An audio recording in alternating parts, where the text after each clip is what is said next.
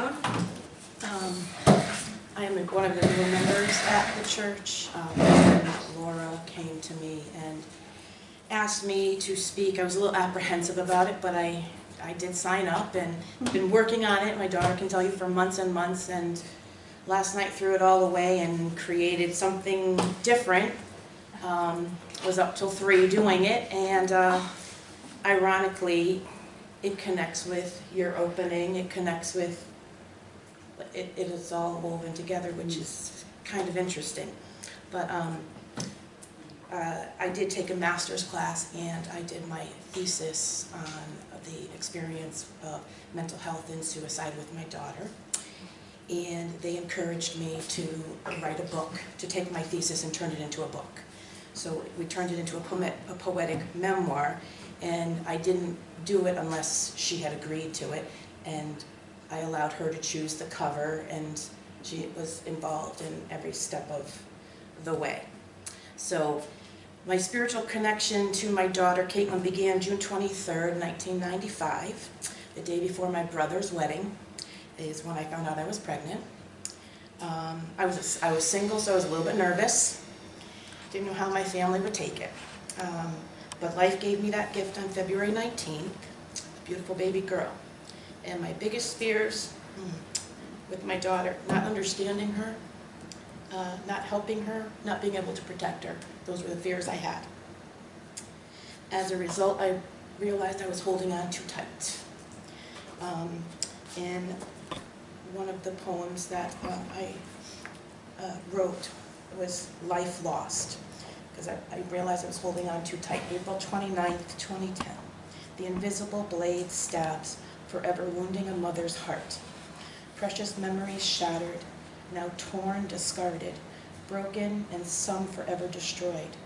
Sadly, I am left with pieces of the life we lived, forcibly meshed with new days, nights, and experiences, becoming an unrecognizable life for me, but not for her. Now this is my reality, forging on, devastated, since our life as I knew it is gone forever. I ended up more broken than her, I realized, as we went through therapy and the different things. I ended up more broken trying to fix her. And then I realized I couldn't fix her. And I found myself very disconnected from my child. And by letting fear destroy us, I noticed that our connection was cut and our paths were diverged. She went a completely different way than I did. We eventually have found our way back, but it's been a long journey. I couldn't even see what was. Like I was lost in all of the blur, the blindness, the fog, the medical doctors, just everything made it really hard. And I'll share another one that fits right here. Taking those steps, uneven and broken, devastated and edgy, a mind and body totally disconnected. I enter with the anticipation of seeing my baby girl, the glue that had held me together, only to be greeted by more emptiness. Will I ever find my way out?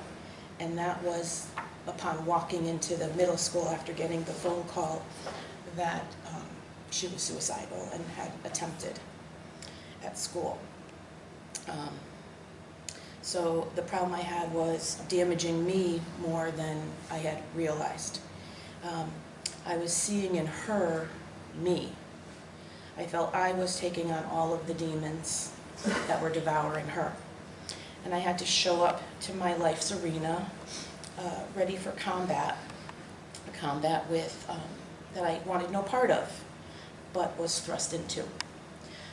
It was all in my mind, or so I thought. I've thought my way into negativity and misery, and it was a choice that I made. And I was the reason that I was not conquering life. I let myself get stagnant in all of the demons and the depression and everything alongside her. So once I realized all of that, the wheels began to turn, and set me on another path, a path more pure for me. I had to sacrifice a lot. I had to push through no matter what the consequences were. I had to not worry about how people felt, which was very hard for me because I'm all about helping other people. And I had to not worry about what others thought or did. I just had to move and stop watching because I was just letting life really pass me by. I felt like I was on the sidelines and not really living my life. So I decided I needed a different movie, and it had to be love, because love triumphs everything. Love was the seed I needed to take life's unfinished business into fruition. I just had to be me. No more hiding. Nobody was coming to save me. I had to do it myself. So no more getting lost in the illusion of my past or dwelling on what the future was going to hold for us. That was a huge realization for me. I felt that was one of my big personal growths in all of this, to just be me. A quote that hits this home for me is from Emerson. One thing I did do a lot of is reading and quotes and research as we worked through everything. But he said, to be yourself in a world that's constantly trying to make you someone else is the greatest accomplishment. And now I know manipulating our journey through life was actually defeating us and defeating me. So I had to stop torturing myself and start believing that I did not need Caitlin to be happy in order for me to be happy. So I had to work on me first in order to help her. So the lesson I learned there was, you must be it to see it.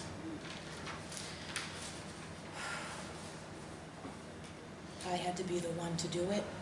No one else could do it for me. I couldn't hide behind her. I couldn't hide behind the drama. I just had to take that first step in order to make anything happen. I had to drop my story, which was fear. I had to drop Caitlin's story, which was depression, and then our story, which was to the edge of suicide. And just be there with her in the chaos and trying to create no chaos and no drama for her. Most importantly, absolutely no fear. I couldn't bring my fear into it. I just had to be there, now and present, where I was able to hear her, to really hear her and what she was saying, where I was able to see her, the her she was becoming, not the her that I had known for the past 13 years prior to this happening. The lesson I feel that came to me from realizing that was, it is not about me. So life in turn gave me another gift, but it took me a long time and many detours to come to that realization that I had to share her, which that was hard. All right, so I had to stop complaining about my life, and if I wanted something different, I had to do something different. Deepak Chopra's quote that all great changes are preceded by great chaos. I figured I had that chaos. I was there. He went on to say, after great chaos comes pure, gorgeous, and unfettered beauty, and I feel we're starting to get into that. We're not 100% through with the whole thing, but I think we're getting there. So I have to now align all my decisions with my goals, my dreams, and my destiny, not hers. I have to let her go and do hers. So I'm learning to change my mind, and that change will come. A big person that played a big role in that is Dr. Wayne Dyer. I think I've read every single one of his books through this whole experience. Other people or gurus that I kind of adhered to was Louise Hay, Eckhart Tolle, Deepak, and Rhonda Byrne. Those were some of the gurus were to encourage me to want to improve and to want to improve me, and which led me to Carry On, that song by Fun. This song was Caitlin's song, and through my working on my master's, it became mine because I was incorporating it into my thesis, and the song moved both of us, but in different ways. I feel it's become one of my core battle cry songs, as I believe in some way it has for her, but affecting us in different ways. But this amazing song has offered me strength when I really didn't see any, and it was mostly weakness all around. As the song plays, the words weave a delicate path that pushes my spirit forward, and it resonates long after the music has stopped, which was the comfort and support that I needed. It was releasing that lost and wounded, silent and conflicted soul, and it helped me to flip from the dark times into the light.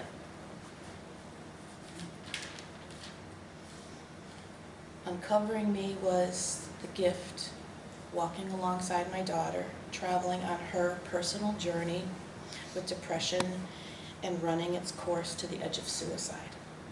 Realizing that it was not my journey, I just had to walk along. It was a terrifying place to be, where I had two choices, and this is where the fear comes in. I had heard this phrase in a conference that I had attended during my master's, that fear is one of two things: forget everything and run, or face everything and rise. I think I'm still working on doing the second one. Don't think I've risen all the way, but getting there. Working through the chaotic fog that has enveloped us. I found this storm, as other storms that have detoured into our lives. They come in, they stir it up, and then they go. They are only temporary. And hope then seeps in. So the message here, carry on. These lines linger in my mind daily. They resonate, pushing fear out and allowing hope to seep in deeper and heal the scars within.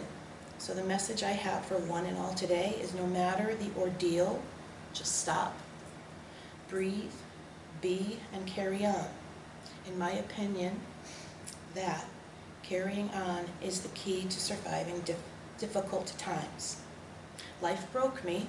I'm slowly picking up my pieces, piece by piece, and putting myself back together, but differently.